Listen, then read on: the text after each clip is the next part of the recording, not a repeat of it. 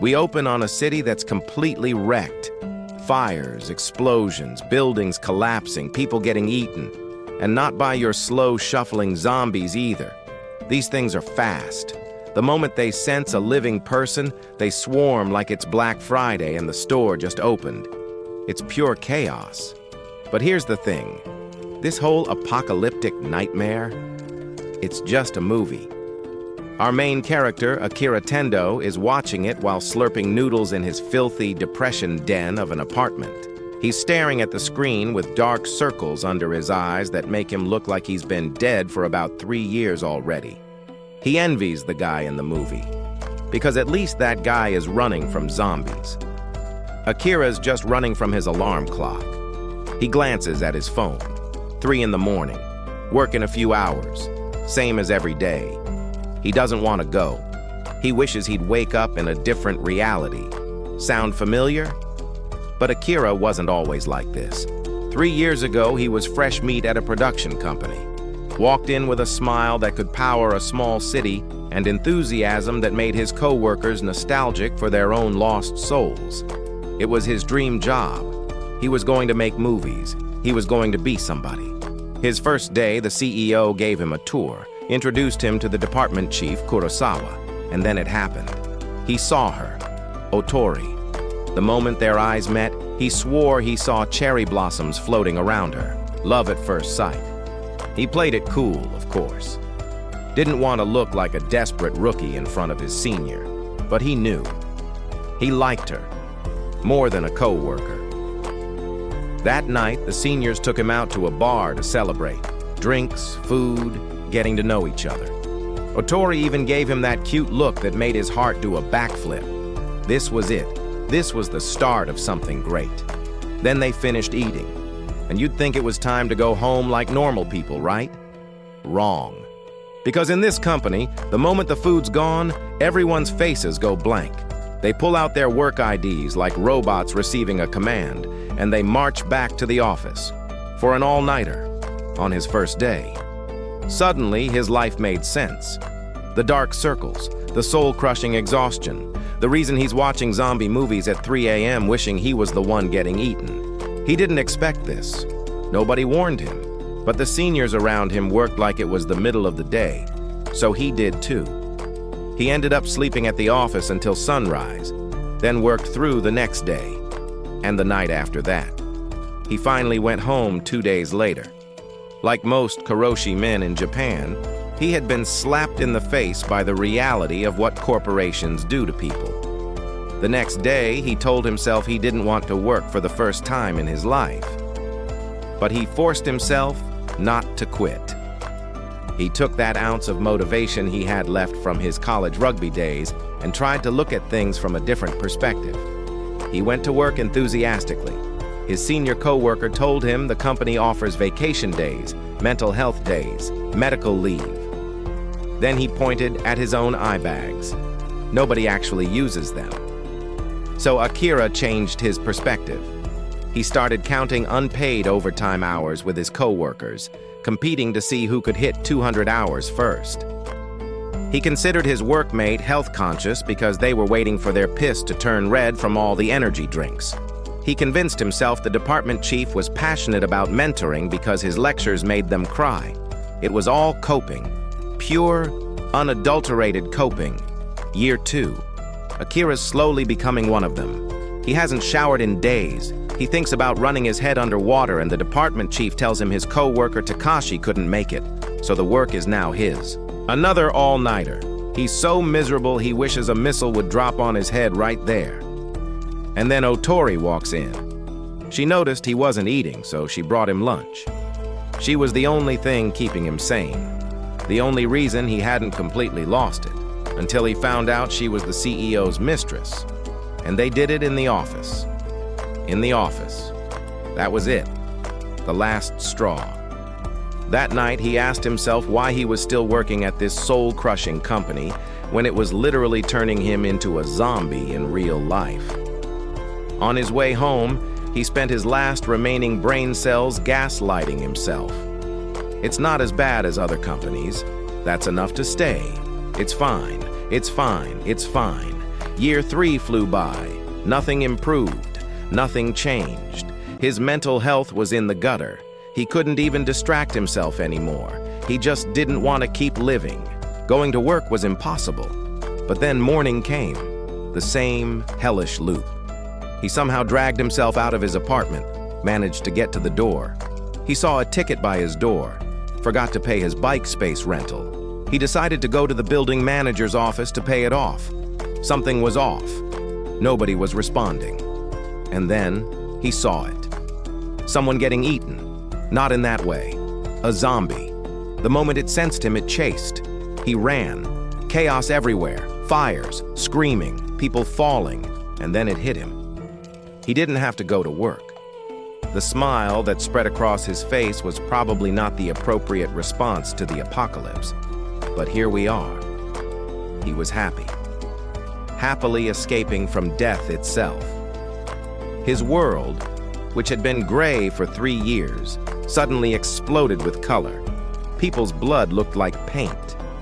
He noticed how blue the sky was, how red his own blood was as he ran from a horde of zombies. He might have been developing a bit of a sadistic streak. Smiling through chaos tends to do that. After escaping, he caught his breath and let the feeling of freedom sink in.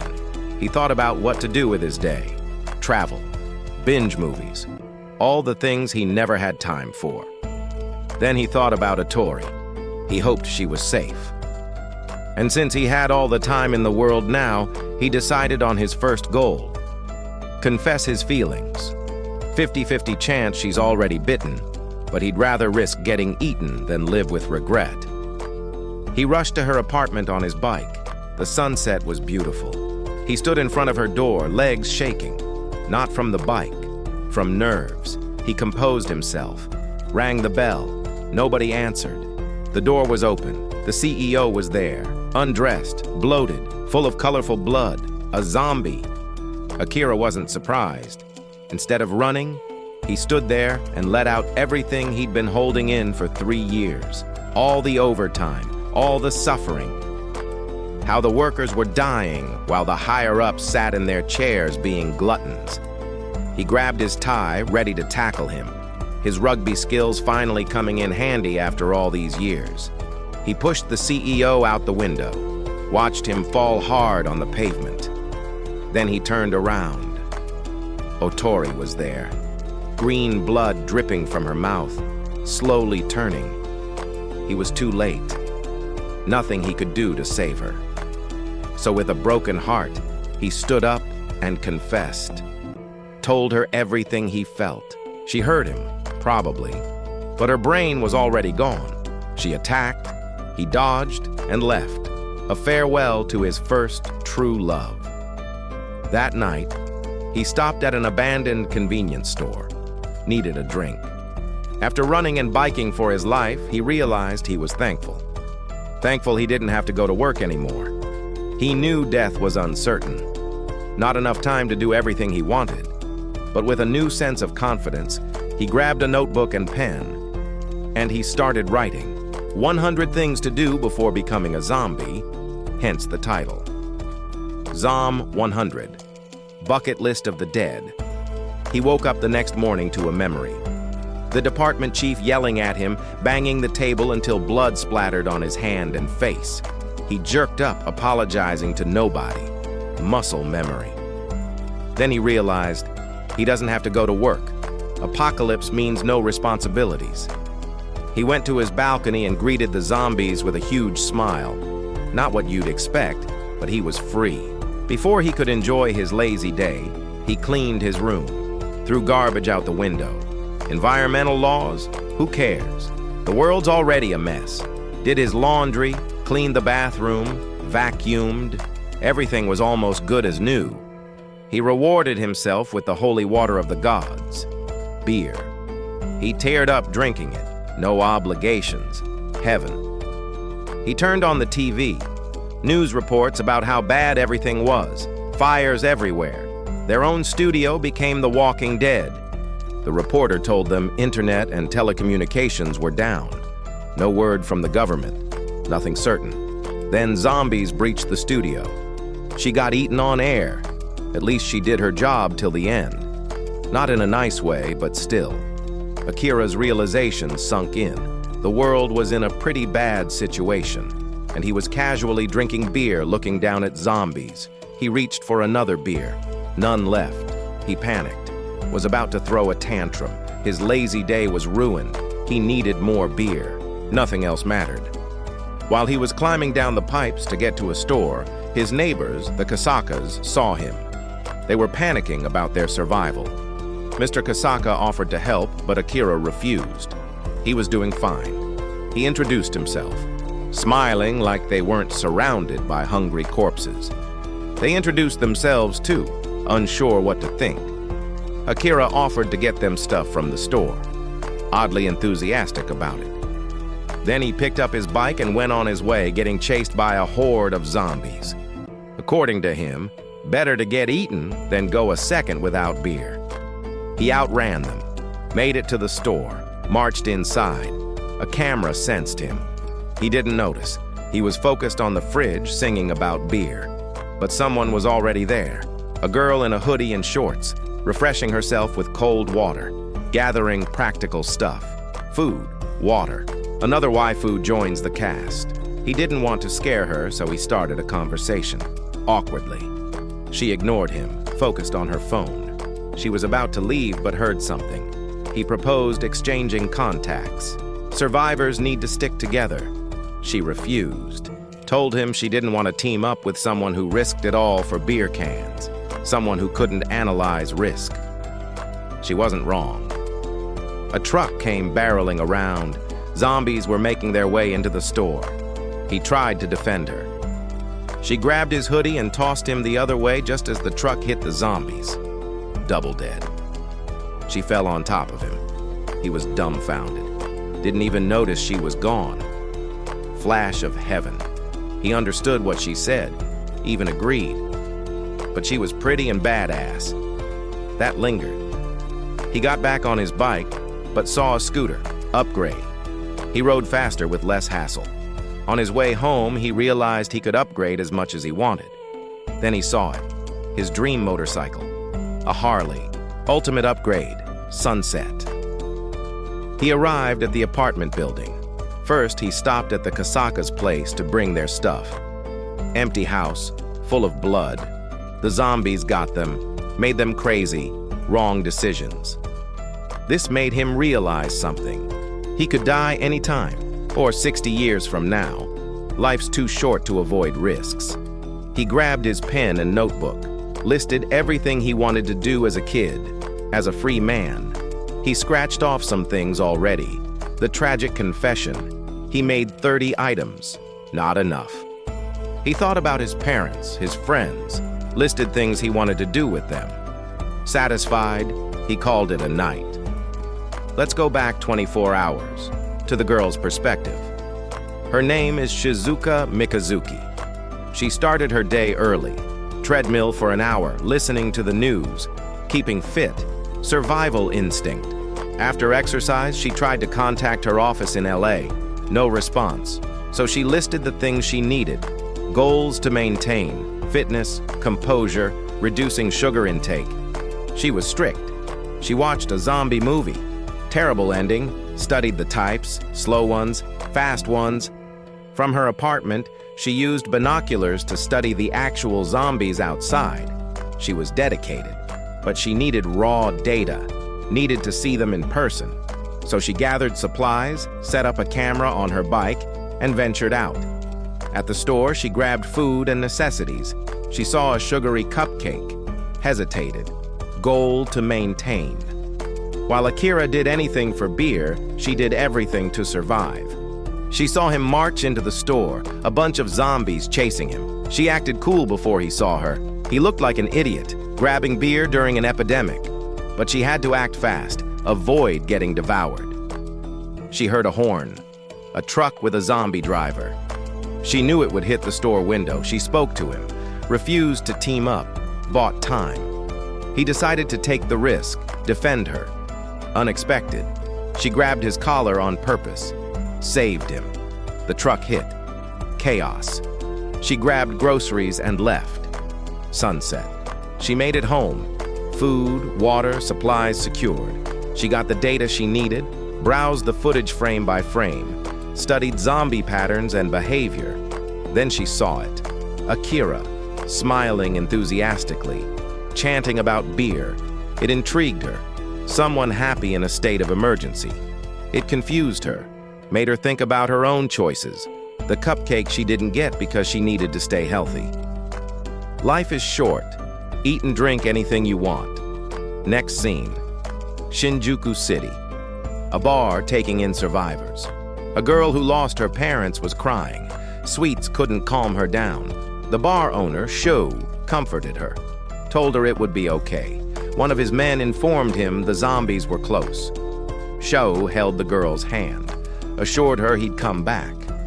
She smiled. Outside, Shu and his men prepared for battle.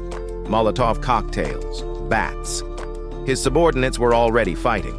One was hanging on, still looking up to Sho in his final moments. Sho made it outside, saw how terrible it was, called his men to war. Meanwhile, Akira was riding his Harley into Shinjuku, infested with maid zombies. He was there for a reason. His longtime friend, Kencho. But how did he know his friend was still alive? Earlier that morning, he was brushing his teeth, deciding if he should grow a cool beard. No work to hold him back.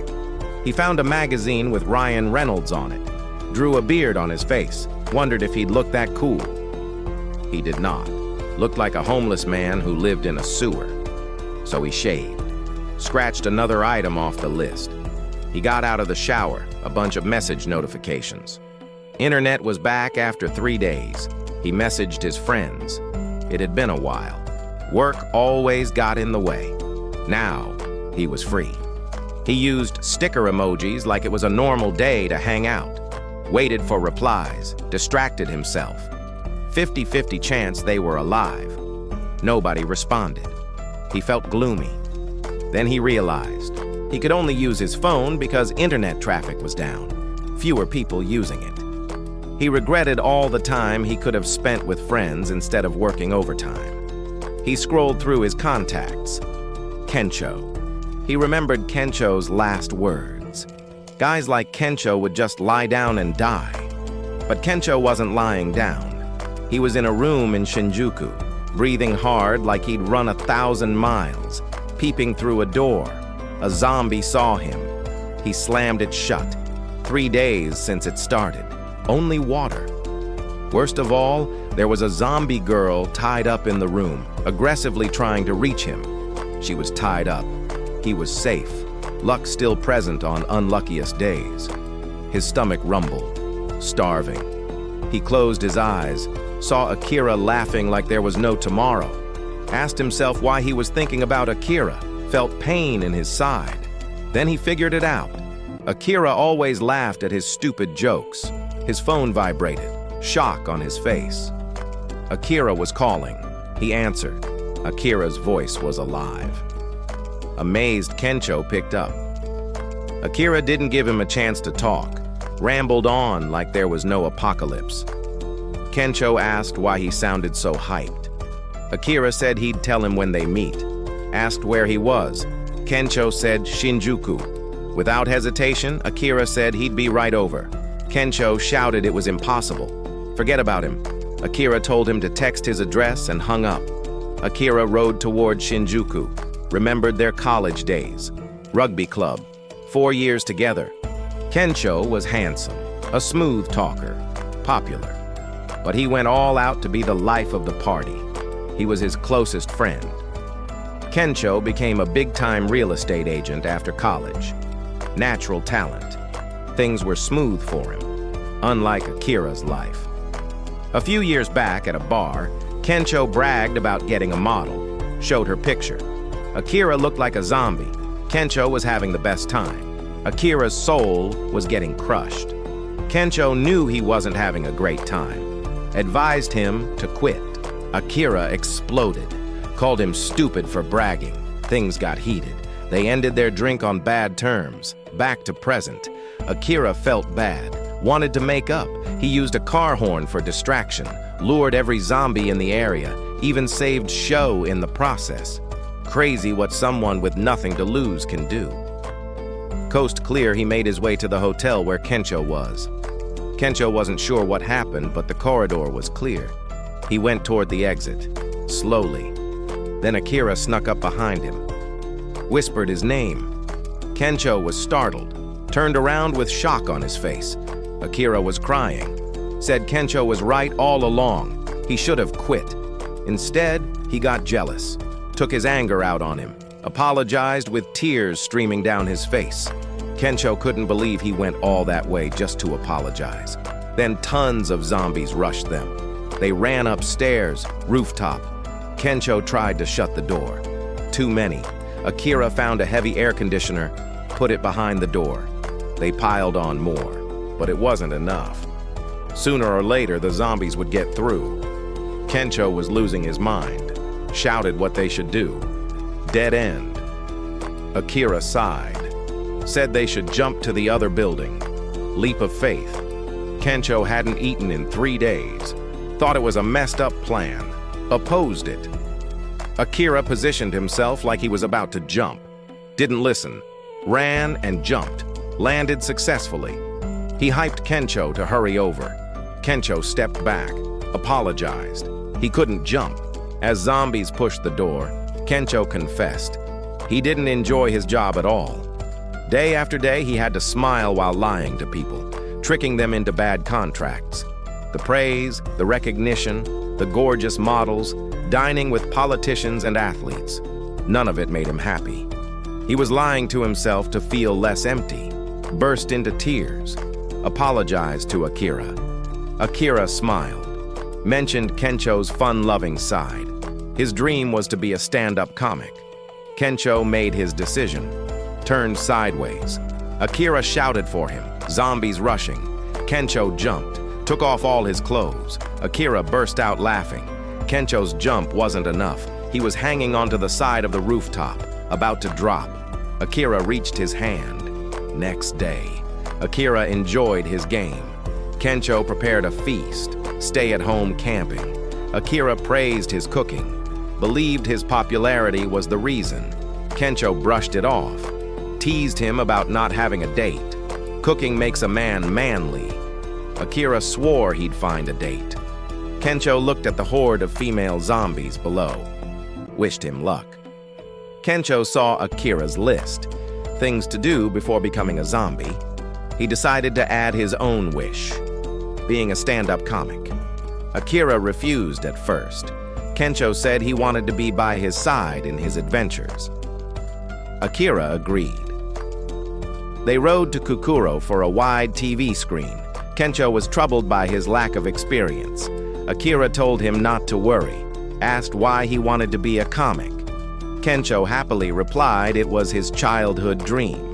This distracted Akira from the chaotic road ahead. Kencho woke him up just in time. Always keep your eyes on the road. A zombie driving a tanker came at them full speed. Akira saw a ramp and stairs leading to an underground mall.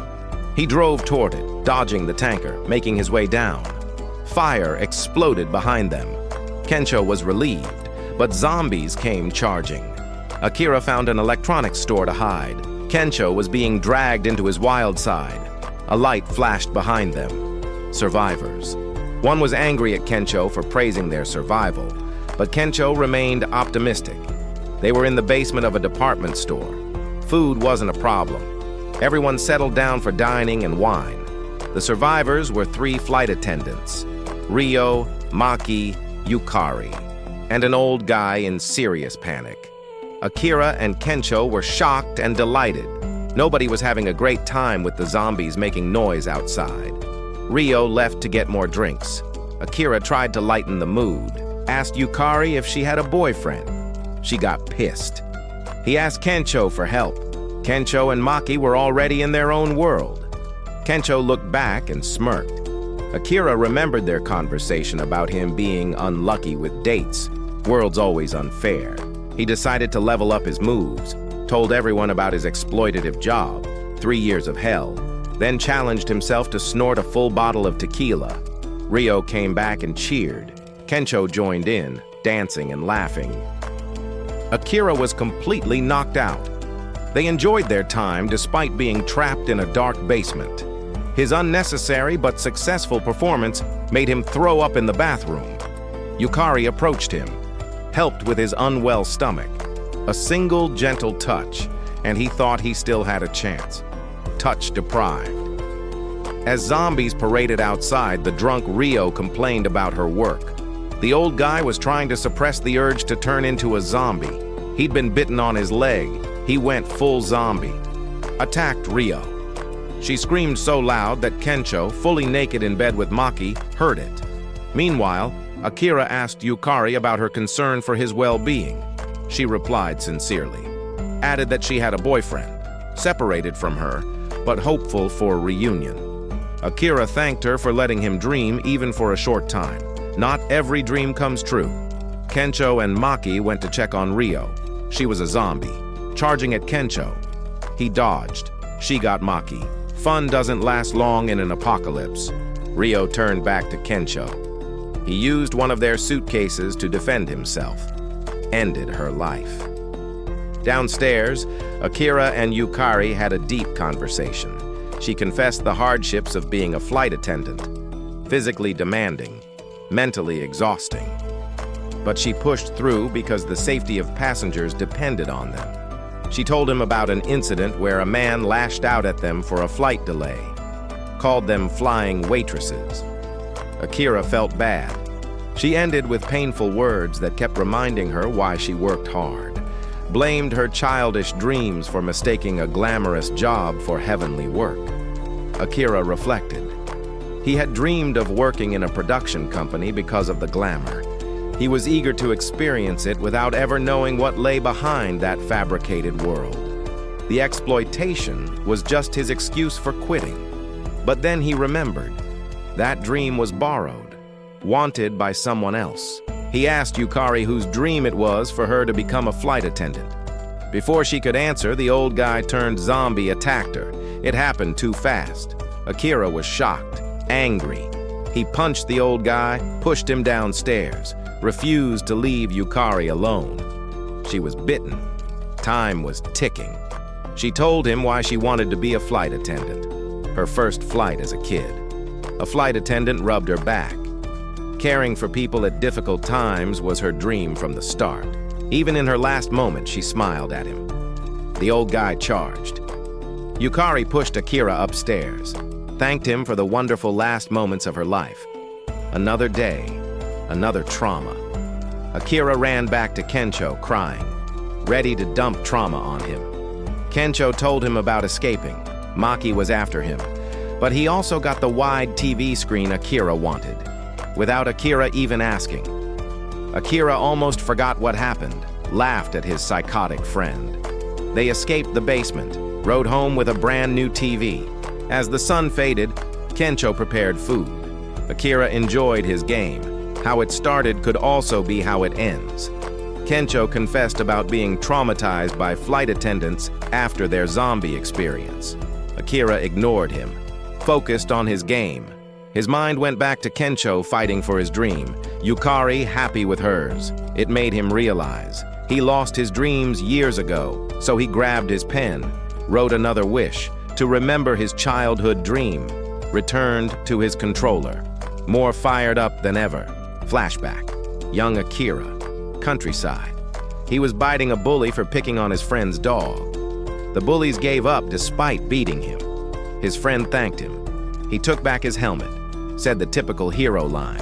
Everybody once acted like this as a kid. Then he woke up laughing, probably choked on his own saliva. Kencho was browsing the internet, looking for news about the apocalypse. He concluded no urban areas were safe. Random explosions somewhere. But there was hope in the countryside.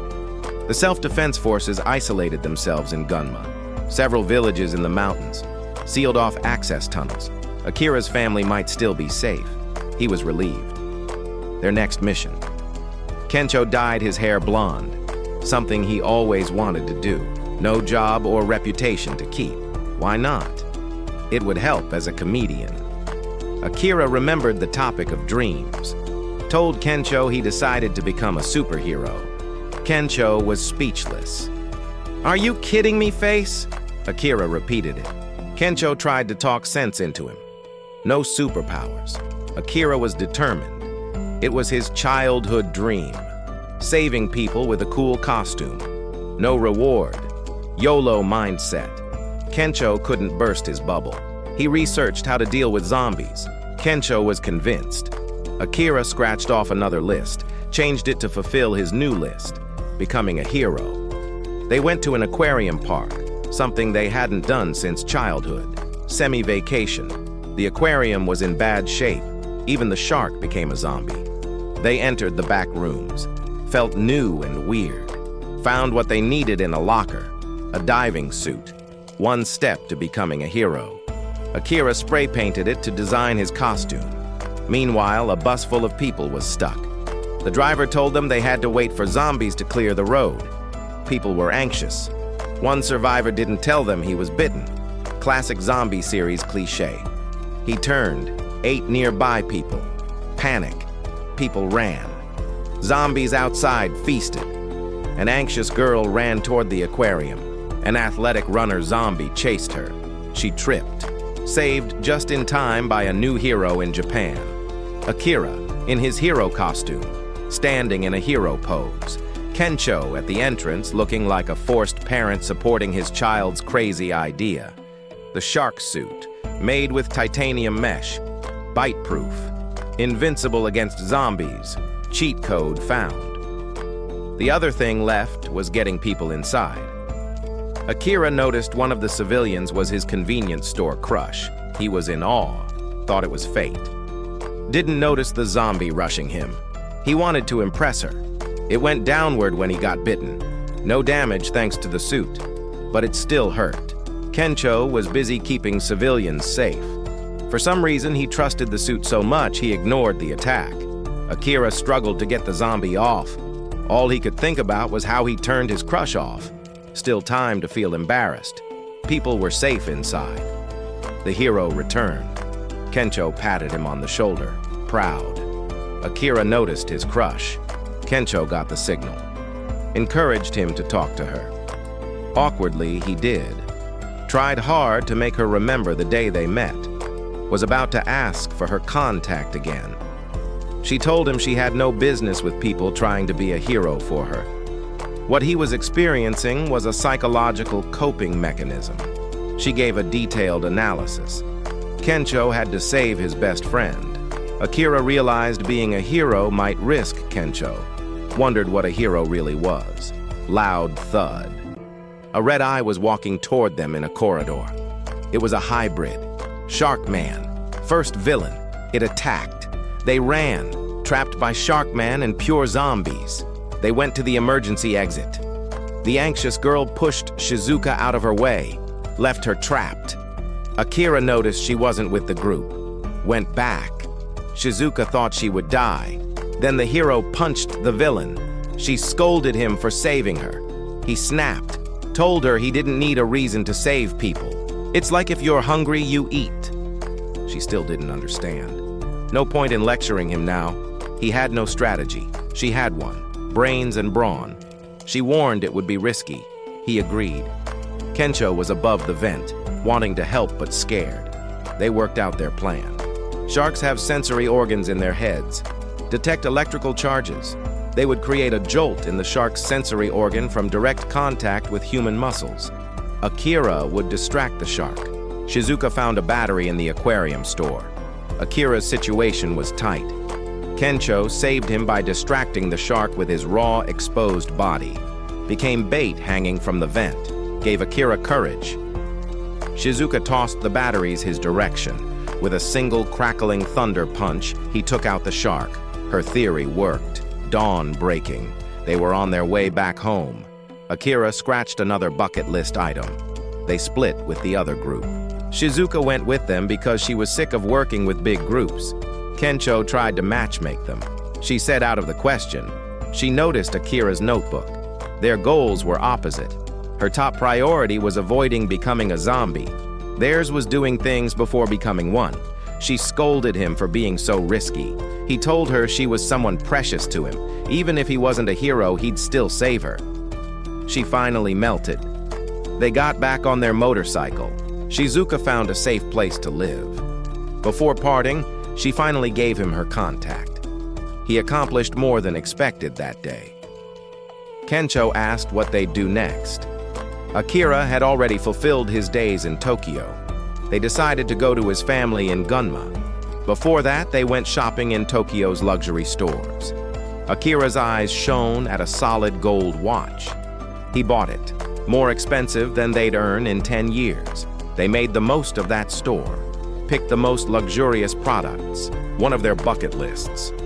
After their shopping spree, they returned to base, running out of water, power out, city pitch black, no service, phones charged but no news, zombies increasing by the hour. Time to take this seriously. Akira thought about the most efficient way to survive. If he was a hero, nobody would pay him. Couldn't open a business. Still needed to work, despite being unemployed. But not everything was bad.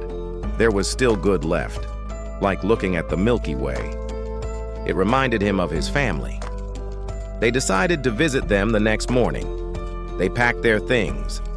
Akira brought his console and water gun. Pack lightly. Before leaving, he bid farewell to his apartment, where he spent most of his time crying and not sleeping. More importantly, he bid farewell to his depressing memories of work.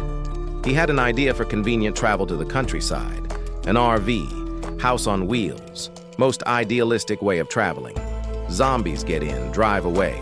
They went to an RV truck show, bumped into Shizuka. They didn't expect each other. Akira invited her to join them outside the city. He thought about their fate, bumping into each other more than twice. She was skeptical, not budging. Great logic and analysis. Could write a full presentation on why teaming up with two crackheads was a bad idea. Rejected again. But she didn't have a license, only knew about RVs from zombie movies. Kencho pointed out that no matter her reason, it would be hard for her to drive a car. She agreed to team up. They went inside, saw different RVs, one with triangular wheels, a crane, a jacuzzi. The way these two behaved was why she didn't want to team up in the first place. While they were fanning over cool features, she analyzed the perfect RV for their journey. She picked a lame one, unacceptable for them. They could pick cool ones without paying. She was cold-hearted until she saw a Volkswagen RV. Easily swayed. They had to hurry. Their loud mouths caught a horde's attention. No time to pick dream RV, just got inside a typical one. At least they could cross off their bucket list and still be alive. They rode to Gunma peacefully until dark, stopped for a break. Akira and Kencho passed by a spike strip, ruined everyone's peace. A bus blocked their way. And there he was, Akira's department chief, Kurosawa, the one who gave him most of his trauma. Akira's broken muscle memory acted up.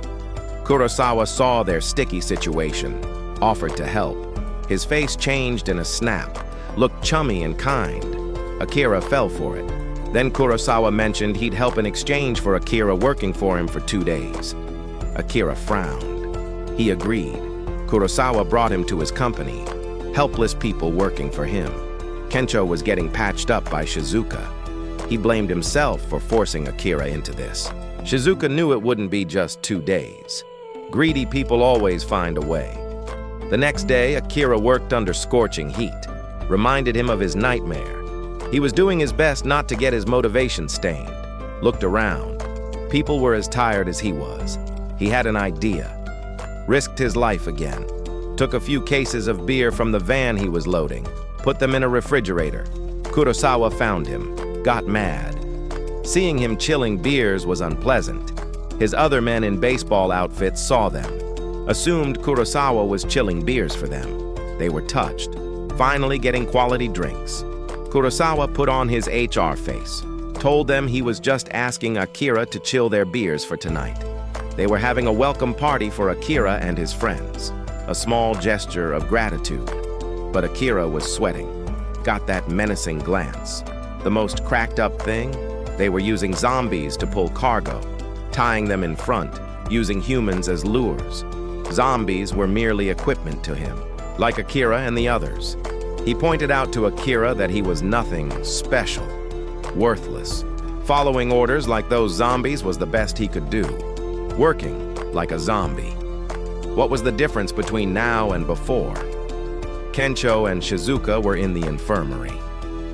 Kencho didn't want Akira to suffer the same way. Sun faded. Kurosawa gave everyone a treat. The everyone he referred to was the boys who worked for him. His baseball team. Akira and the others in debt were serving them. Waiters and waitresses. Not exactly true to his word. Seeing Akira and others working harder for Kurosawa's benefit made Shizuka remember her traumatic childhood. Her father treated her like a worker. Too much pressure for a little girl. Akira was exhausted after hauling goods, still worked at night.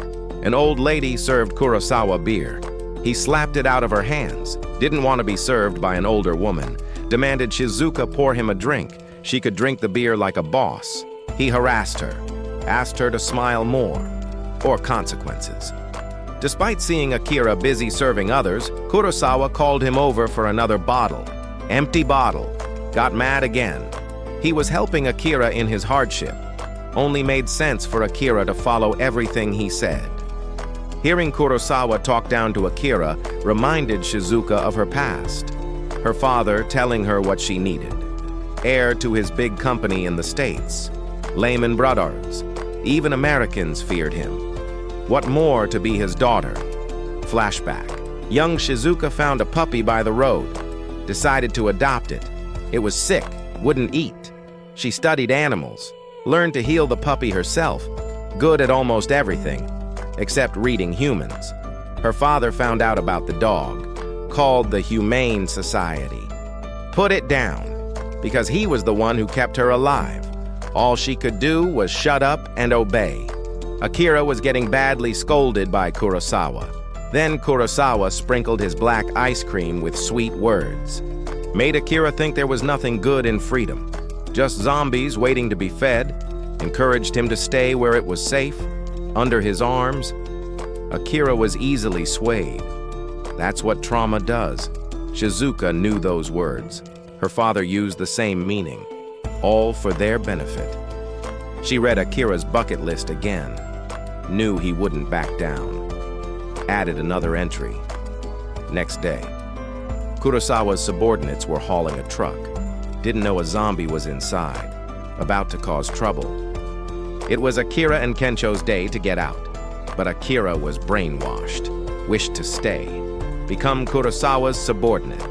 Shizuka wouldn't let him go. Made him realize why he made the bucket list in the first place. She was sick of the word. Couldn't bear to see him suffer the same thing all over again. Kurosawa didn't like that. Thought women were annoying. Her words struck the other workers, especially Akira's heart. Kurosawa ruined the notebook where it all started. Akira's life flashed through his eyes. The moments he didn't want to regret. He defended this notebook with his life. Told Kurosawa he was over him. The truck arrived. Driver was happy to show it to the big boss. The zombie inside got excited, feasted on him. Panic. Kurosawa was nervous, scolded everyone to calm down. The other driver panicked, crashed into the van with zombies pulling it. Now tons of zombies loose, thanks to his idiot subordinate. Workers and subordinates got eaten. Akira, Kencho, and Shizuka climbed on top of trucks. Forgot about the big fat boss. He was running from the horde. Akira noticed nobody was willing to help. He wasn't as ruthless. Found a solution. Called out to other truck drivers. Kurosawa was still running. Not built for it. But Akira was there to help him. Kencho didn't understand why he wanted to save the man who did him wrong. For Akira, it was simple. Not saving someone was not on his bucket list. Wholesome. Kind. With help from other drivers, they trapped the zombies. Akira took out an emergency flare, planned to blow the zombies' non-existent brains while jumping over another roof. Saved not only Kurosawa, but the rest of the survivors. Kencho was proud. Others celebrated. Shizuka couldn't believe he pulled it off. Not only did Akira tell his boss they were over, He made her smile. Kurosawa thanked Akira's braveness, said others should learn, but the subordinates got courage. They were tired of working with him, did most of the work while he did nothing, admitted he was a dictator. Even Akira was a better leader. The other elder workers were also sick of working with him, already did their dues, couldn't let go. Kurosawa was speechless. The survivors took most of the trucks full of goods, left him behind, well-deserved. The group was back on the road to Gunma, new profound perspective on life. Shizuka was smiling. Morals of the story. Don't let people make choices for you. Follow your own path. Give yourself freedom. If you enjoyed this deep dive into Zom 100 and want more breakdowns of anime that actually make you feel something, hit that subscribe button and ring the bell for Curious Nerd. We've got plenty more where this came from. Thanks for watching.